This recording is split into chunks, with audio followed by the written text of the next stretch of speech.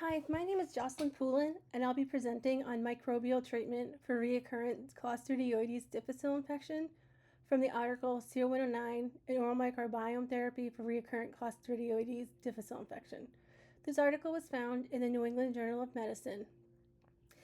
Just from here on out, Clostridioides will be called C. difficile or C. diff.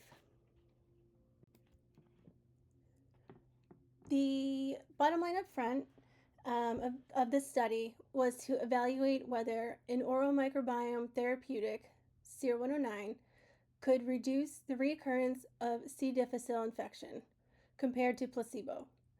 The investigators conducted a phase 3, double-blind, randomized, placebo-controlled trial involving participants who had experienced 3 or more episodes of C. difficile infections, or CDI. The results demonstrated that administering SER-109 following standard antibiotic therapy significantly improved outcomes by promoting microbiome restoration. The findings support a two-step treatment strategy using antibiotics to eliminate vegetative C. difficile cells, followed by SER-109 to restore gut microbial balance and prevent reoccurrence. Just some background on C. diff. CDI disrupts the intestinal barrier, leading to reduced gut functionality and loss of microbial diversity. It has a two-phase life cycle consisting of a vegetative form, which produces toxins and causes disease, and a spore form, which is highly resilient and capable of surviving antibiotic treatment. Risk factors for CDI include broad-spectrum antibiotics, age 65 or older, being immunocompromised, use of a proton pump inhibitor, and obesity. The infection can lead to severe diarrhea, mucosal injury, abdominal pain, and colitis. For years, standard treatment has been antibiotics such as vancomycin or fidaxomicin, which are effective against the vegetative form of C. diff, but does not eliminate the spores. These spores can germinate after antibiotic therapy ends, leading to recurrent CDIs, a common and clinically challenging outcome. Some information on fecal microbiota transplantation, or FMT, has been demonstrated as an effective treatment for recurrent CDI by restoring microbial diversity. However, FMT is typically used only as a last option. FMT involves the transfer of whole donor stool, which contains a complex and uncharacterized mix of bacteria, viruses, fungi, and other microbial components. In contrast, SER-109 is a microbiome therapeutic that delivers purified firmicute spores delivered from healthy donor stool. These spores are well-characterized spore-forming bacteria known to contribute to gut health. The safety profiles of the two therapies also differ. While FMT carries a potential risk of pathogen transmission, even with donor screening, SER-109 is manufactured using rigorous purification methods that eliminate non-essential or potentially harmful components, reducing the risk of contamination. Delivery methods also vary. FMT may be administered via colonoscopy, enema, or oral capsule, whereas SER-109 is delivered exclusively as an oral capsule, providing a simpler and more standardized treatment approach. The logic behind SER-109 therapy is to re-establish a healthy microbiome following antibiotic-induced dysbiosis. Research has shown that during recurrent CDI, primary bile acids, which promote C. difficile spore germination, are elevated, while secondary bile acids, which inhibit germination and vegetative growth, are depleted. Following microbiota restoration, though, through FMT or SER-109, secondary bile acid levels increase, creating an environment less favorable to C. difficile colonization and reoccurrence. And just some information about the need. There is a crucial need for clinical trials like this one due to the global burden of recurrent C. difficile infections, which is associated with substantial morbidity and mortality and healthcare costs. Approximately 25% of patients who experience an initial CDI will have a reoccurrence within 8 weeks, following standard antibiotic treatment. In the United States alone, CDI was responsible for over 460,000 infections and approximately 20,000 deaths in 2017. It remains the leading cause of nosocomial gastrointestinal infections. Recurrent CDI not only increases patient suffering, but also places a significant strain on healthcare systems, quadrupling hospitalization costs and contributing to an estimated $1.5 billion in annual healthcare expenditures. These statistics highlight the urgency for effective microbiome-based therapies that can reduce recurrence and improve long-term outcomes. Primary and secondary bile acids are produced in the liver, stored in the gallbladder, and released into the intestines and colon, where they play essential roles in both digestion and microbial regulation. Primary and secondary bile acids serve not only as emulsifiers for fat digestion, but also as signaling molecules that influence various metabolic and immune pathways. They act as ligands for nuclear and membrane-bound receptors, including the farnesoid X receptor, or FXR. Activation of FXR regulates host metabolism and gut microbial composition, partly by modulating gene expression, such as inducing antimicrobial molecules like nitric oxide, which can inhibit bacterial growth. The interaction between bile acids and the microbiota is bidirectional. While bile acids can shape microbial composition, the gut microbiota is responsible for transforming primary bile acids into secondary bile acids through reactions such as a 7-alpha dehydroxylation reaction. This microbial conversion is crucial for maintaining a balanced bile acids pool. In the context of C. difficile, primary bile acids promote spore germination by activating the germinant receptor CSPC. In contrast, secondary bile acids inhibit both spore germination and vegetative growth and are more effective at neutralizing C. difficile toxins, including toxin B. In a healthy microbiome, sufficient secondary bile acid production maintains colonization resistance. However, in a state of dysbiosis, secondary bile acid levels decline while primary bile acid concentrations increase, creating an environment favorable to C. difficile proliferation. SER-109, VOWST, VOW, or live BRPK are all the same things.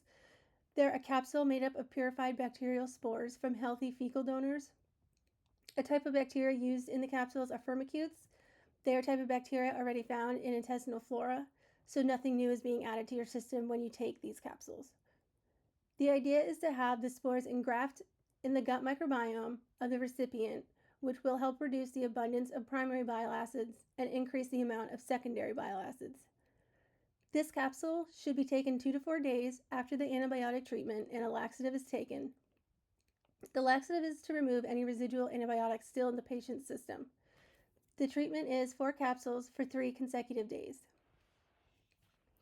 Just some information on firmicutes. They're a gram-positive organism found in the environment and in the intestinal tract of animals and humans. They can either be aerobic or anaerobic, and they can take many shapes, with some able to form endospores.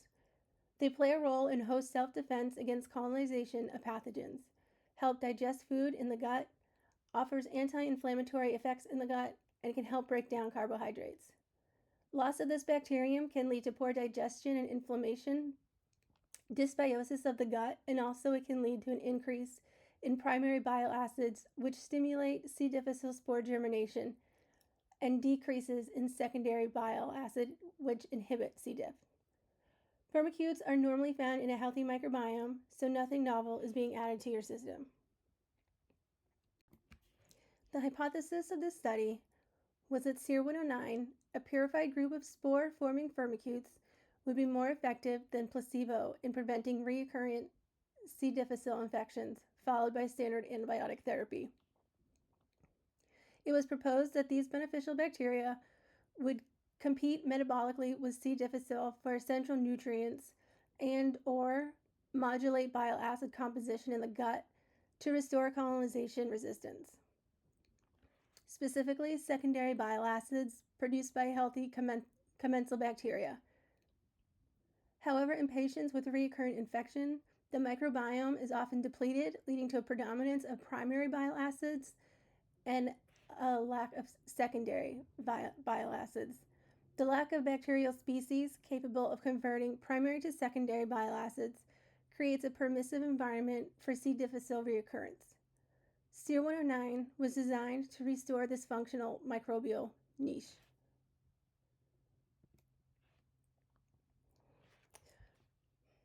So in the article, this figure illustrates the participant screening and allocation process for this trial, called the EcoSpore 3 trial. Of the 281 individuals assessed for eligibility, 182 were enrolled and randomized. 89 participants were assigned to receive SER-109 and 93 to receive placebo. Randomization was group based on age, greater or less than 65 years old, and type of antibiotic given, vancomycin or fidaxomicin, during the qualifying C. difficile infection. 4 healthy stool donors were used to manufacture SER-109, each undergoing rigorous screening, including medical history review, urinalysis, and extensive blood and stool testing, in accordance with FDA guidelines. The trial lasted 8 weeks, during which stool and bile acid samples were collected at baseline and at weeks 1, 2, and 8. Whole metagenomic shotgun sequencing was performed on the stool samples to identify microbial species and assess engraftment, defined as a successful colonization of SER-109 spore-forming firmicute species in the host gut. Targeted bile acid analysis was conducted using liquid chromatography mass spectrometry to quantify changes in primary and secondary bile acids. The study concluded that a two-pronged approach, standard of care antibiotics, followed by SER-109, significantly reduced the risk of C. difficile reoccurrence by restoring microbial diversity and functional metabolic profiles, particularly bile acid metabolism. Whole metagenomic shotgun sequencing was used in this study to identify microbial organisms present on stool samples from both placebo and SER-109 recipients. DNA was extracted from 20% ethanol stool suspensions using Omega Mag Bind Universal Pathogen Kit. Sequencing libraries were then prepared using Illumina DNA Flex kits and sequenced on Illumina NovSeq platform, targeting the depth of 10 gigabases. Quality control steps included the removal of PCR duplicates, low-quality reads, adapter sequences, and sequences matching human or artificial DNA using Bowtie 2. Taxonomic profiling was performed with the MetaPH1AN2 software, enhanced by a proprietary database of approximately 1.3 million genomic markers spanning 13,400 bacterial and archaeal species. Additionally, a curated list of known or experimentally confirmed spore-forming species was used to annotate taxa. To control for sequence depth variability, all samples were normalized by read counts to 163,000 mapped reads before downstream analysis. Samples were collected at baseline at weeks 1, 2, and 8 post-treatment. These methods enabled high-resolution microbial community profiling and assessment of engraftment of SER-109 dose species. Other analytical approaches used in this study include microbiome compositional analysis and targeted metabolomic analysis. Microbiome composition was assessed through taxonomic profiling of metagenomic shotgun sequencing data, enabling identification and quantification of microbial taxa present in stool samples. This allowed researchers to monitor changes in bacterial populations, including those associated with bile acid metabolism. In parallel, targeted metabolomic analysis was performed to quantify specific bile acids, distinguishing between primary and secondary. This method provided insight into the functional metabolic shifts of the microbiome, particularly those related to C. difficile spore germination and colonization resistance.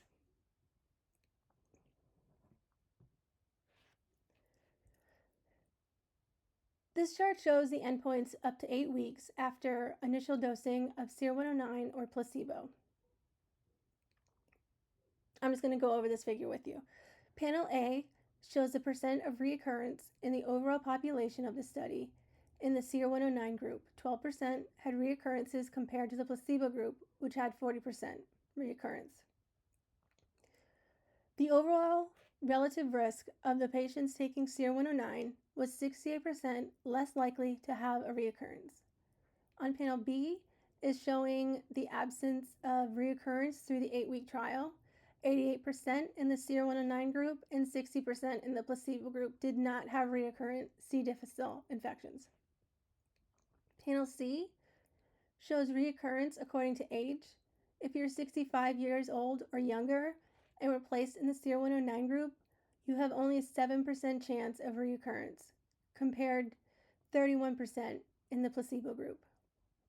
If you are 65 or over, you have a 17% chance of reoccurrence in the SER-109 group, compared with 46% in the placebo group. And panel D shows reoccurrence according to the antibiotic that was given before the study. For vancomycin, if you were in the SER-109 group, you would only have a 16% chance of recurrent C. difficile compared to the placebo group that had a 38% chance of reoccurrence. Lastly, for the participants that were given fidaxomicin, there was only a 4% chance of recurrence in the SER-109 group compared with 46% in the placebo group. This chart shows that SER-109 is superior at reducing the risk of recurrent C. difficile infections compared to a placebo. It is also showing that no matter what antibiotic was given, SER-109 was effective. The chart is also showing that the microbiome repair is an important part of lowering risks of reoccurrence in people who have had recurrent C. difficile infections.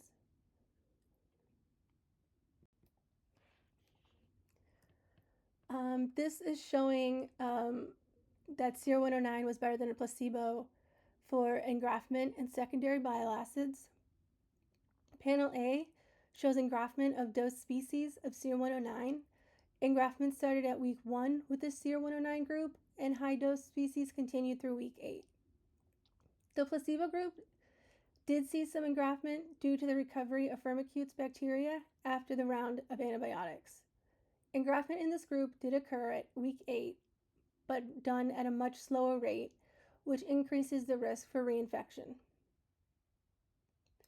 Panel B shows that the concentration of secondary bile acids in the SER-109 group increased through week 8.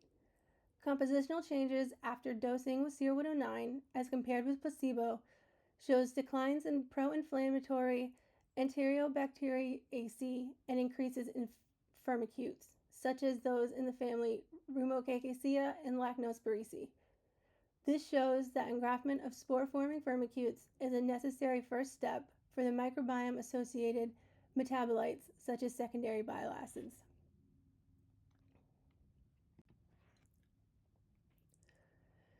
This slide displays representative genus level taxonomic profiles from 2 subjects in the SER-109 group comparing microbiota composition at baseline and 1 week post-treatment. Notably, there is a marked increase in the abundance of firmicutes, particularly members of the Rhumocacaceae and Lachnospiraceae families, both associated with gut health and bile acid metabolism. In the left panel, 4 Rhumocacaceae genera, NG13, NG17, NG32, and NG7, were detected at baseline. By week 1, NG17 and NG32 show a clear increase in abundance, suggesting successful engraftment. In the right panel, baseline genre included NG10, NG13, NG9, with NG10 and NG9 expanding noticeably by week 1. These changes occurred after completion of antibiotic therapy, administration of a laxative, and delivery of the first dose of either SER-109 or placebo, highlighting the early microbiome shifts associated with SER-109 treatment.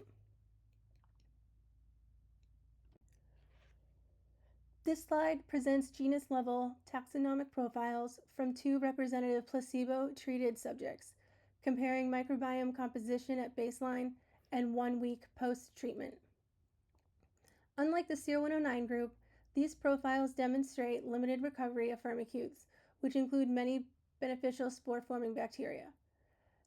In the left panel, 4 Rheumococcal genre NG10, NG18, NG27, and NG32 were present at both baseline and week 1, with only modest increases in abundance. This slight recovery likely reflects natural microbiome rebound following the discontinuation of antibiotics rather than targeted microbial restoration. In contrast, the right panel shows no detectable Rheumococcal or Lachnospirese at either time point, underscoring the variability and incompleteness of spontaneous microbiome recovery in the absence of microbiota-based intervention. Overall, these findings highlight the superiority of SER-109 in promoting early engraftment of health-associated firmicutes compared to the more delayed or absent recovery seen in the placebo group.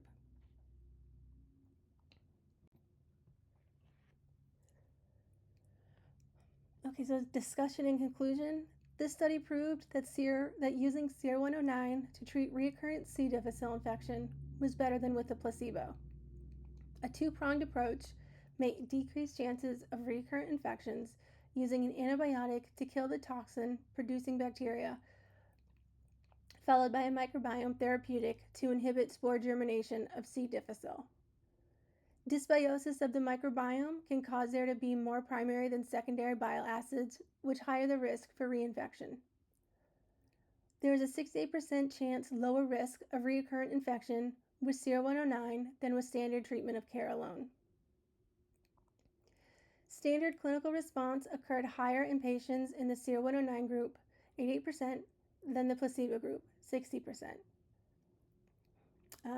Recurrent C. difficile infections usually occur within an 8-week time frame, but during the study, most were seen days to 2 weeks post-antibiotic treatment, highlighting the need for microbiome intervention. There was also a reduction in the risk of recurrent infection among patients who were 65 and older with the use of SER-109. This is important because people in this age group are at increased risk for recurrent disease and hospital readministrations. SER-109 also showed it improved the risk of C. difficile reinfection regardless of what antibiotic was taken. No adverse events or deaths were observed with SER-109, since spore-forming firmicutes are already abundant in a healthy microbiome. There were limitations of the trial, such as low representation of minority populations, and also stool specimens were not taken before the antibiotic treatment started. So the full effect of SER-109 on the pre-antibiotic microbiome is unknown. C. difficile infections are a major global issue with morbidity and mortality, and it also has a negative impact on healthcare resources. More research is needed because there currently are no lab tests or clinical tools available for this. For example, there are no stool or serum assays available to identify a microbiome or bile acid signature. Also, there are no established concentrations or ratios of bile acid components in patients that can aid in the assessment or management of C. difficile. This study shows a promising treatment for C. difficile infection, recurrent C. difficile infection, using a microbiome therapeutic. Due to the multifunctional ways in which microbes interact with each other and the host, there are implications that other diseases that are rooted in microbiome disruption could be treated with a microbial therapeutic.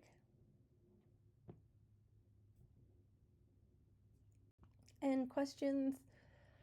Number 1, what are the risks associated with fecal microbiota transplantation? Do you think SER-109 could replace FMT in clinical practice? Number 2, are there ethics that should be considered or addressed when developing and administering microbiome therapeutics derived from human stool? Number 3, does SEAL-109 represent a shift in the treatment paradigm for recurrent C. difficile infections?